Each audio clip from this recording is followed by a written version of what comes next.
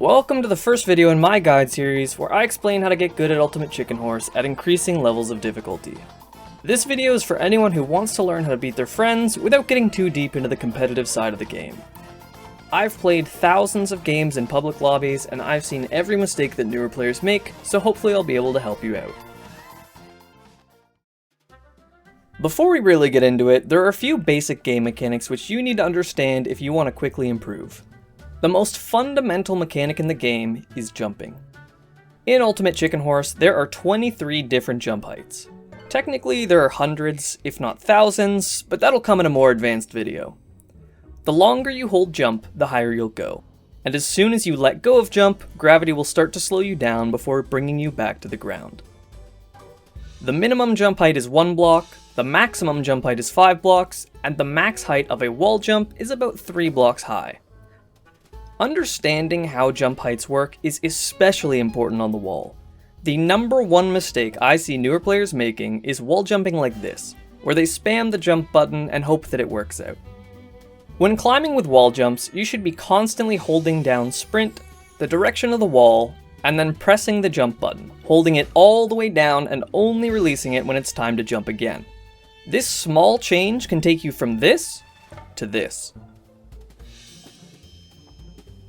The second mechanic is sprinting. This will probably sound like the most obvious piece of advice to most people, but I've seen countless noobs who don't know how to sprint, so I figure I should include it here just in case. Anytime you hold down the sprint button, your character will move much faster.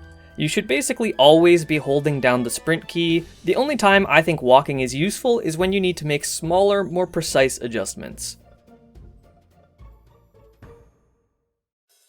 The third mechanic is slow sliding. If you don't listen to anything else from this video, that's fine as long as you listen to this. When you're sliding on a wall and you hold up, you will slide much slower, which makes it easier to control your character. This is the number one thing that you can do to get ahead. If you slow slide whenever you're on the wall, you will already be better than 90% of players because it makes anything on the wall that much easier. The next mechanic you need to know about is Coyote Time.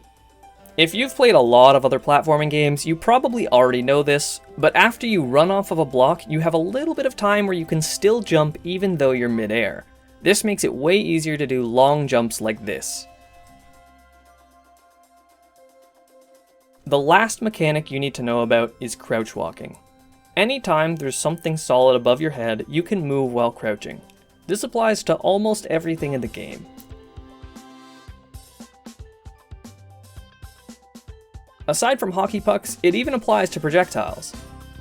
This won't matter a lot of the time in casual games, but if you know what to look out for, there will often be ways to skip through the level using a crouch walk. Now that you know the basic mechanics, I'm going to go over a bunch of general and specific tips that can help you out.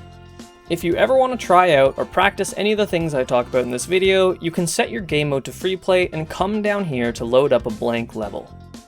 If you press both rotate buttons at the same time, you can set the camera to follow only yourself, which makes it much easier to see what you're doing. On keyboard, this is Q and E, and on controller, it's both shoulder buttons. With so many moving blocks and projectiles, UCH is often all about the chaos.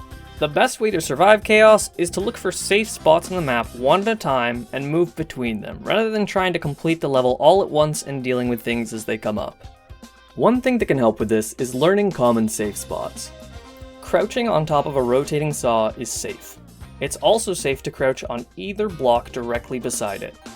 You can easily survive on top of a flower by baiting it to one side and then running to the other. You can also survive a sideways flower by baiting it and crouching on the corner. If you run into the side of a crossbow, jump, and then just barely tap right, you can land on top of it without ever getting hit by arrows. Wrecking balls are a little bit safer than they look. While not necessarily counting as safe spots, knowing how to maneuver your way around moving blocks can be equally helpful. As long as you can get a little bit of run up, it's safe to run off of a ledge with a spike ball or wires next to it. If you ever want to land on a single block, or any precise landing in general, jump towards it while holding sprint, then let go of sprint when you turn back around. If you want, you can also hold crouch when you land to keep yourself from falling off once you've landed. This next one is really important and might be worth practicing on its own, but whenever you have blocks that come out from the wall like this, just slow slide to about 2 blocks down and then fully press down jump while holding sprint towards the wall. This next trick is a little bit harder, but I see people place them all the time even in casual games, so it's good to know. If there's ever a block that comes 2 blocks out from the wall, you can make this jump by sliding to roughly 3 blocks down, sprint jumping out from the wall, then immediately sprinting back towards the wall. Knowing how to do this is already enough to beat most people. It's possible to wall jump over spike balls and other hazards.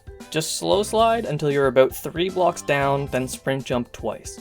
As long as you remember to slow slide, sprint towards the wall the entire time, and hold down the jump key until your jump is finished, doing jumps like these become pretty easy. Though, once you get to 3 spike balls, it can become difficult for even veteran players to do, and 4 spike balls requires an advanced technique that I'll teach in a later video. Vertical linear saws are extremely powerful and quite easy to do when you know how to slow slide. As long as you apply what you've learned so far, you should be able to score pretty easily using these. Using slow slides, it's pretty easy to stay on a sideways paper airplane. Just use full jump height, slide all the way down, and jump again. Black holes have a smaller hitbox than you might think, so there are a lot of times where you can get right next to it without dying. For example, it's safe to run underneath a black hole like this. Another example is jumping right underneath a black hole to boost how high you can jump. Speaking of boosting your jump height, springs and fans will give you an extra boost if you hold down jump. If you place a portal sideways like this, it'll kill you when you enter it. You can easily trick your friends by placing a portal like this near the finish. Once they know your trick, you can place the same portal but between 2 blocks, and you can survive it by falling into the first portal. If there's ever a lethal cannon placed down, you can almost always cheese it by placing a spring right next to it. It does have to be pretty close, but if you ever hit the spring to push yourself into the cannon, it fully cancels your momentum when you get shot. If you hold B when moving through the flag, you won't score, but you can keep moving. So you can get easy points by placing a coin that you can only reach by going through the goal. Be careful though, because if you hold it for too long, you will still die. If you get shot by a cannon, there's a downtime afterwards where you can run through it without getting shot again. Similarly, after trigger spikes activate, there's a small downtime before they can get triggered again. The downtime is definitely small, but sometimes triggering them in order to have just a little bit of extra time is all you need. That does it for all the item specific and all the general tips, so let's get into the level specific tips and tricks. If you fall down at the beginning of rooftops, it's easy to make it back up to the start.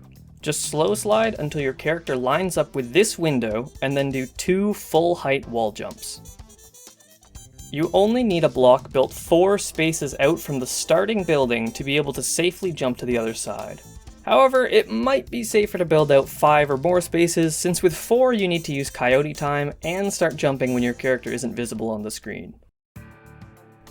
Wooden blocks can blend in with the background in Old Mansion, so if your friends like to take the elevator and they aren't paying attention, you can get some kills by placing a wooden block right here. It's possible to get up in the middle without using the elevator. Just slide until you're right below this chandelier and jump. If you place a block right here, you can get through this little gap by lining your character up with this wooden beam, then doing a full jump while holding sprint and left. Once you're in the gap, just jump again to get out.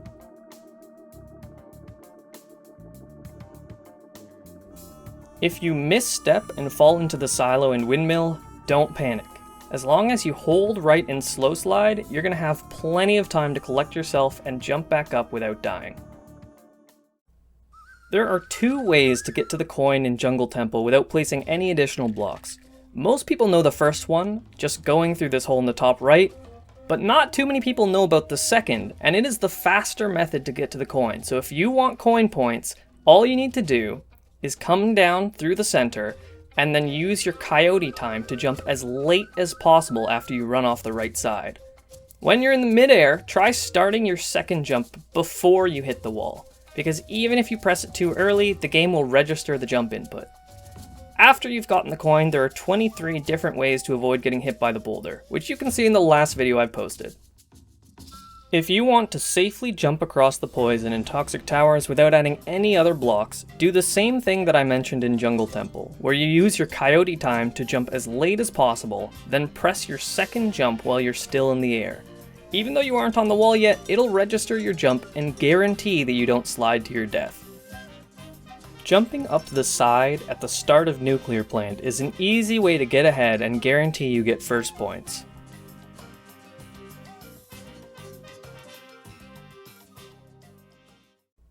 That's gonna do it for this video, but if you're interested in learning more, I'm gonna be uploading the rest of the guide series over the next little bit, and there are some other resources for learning on my channel.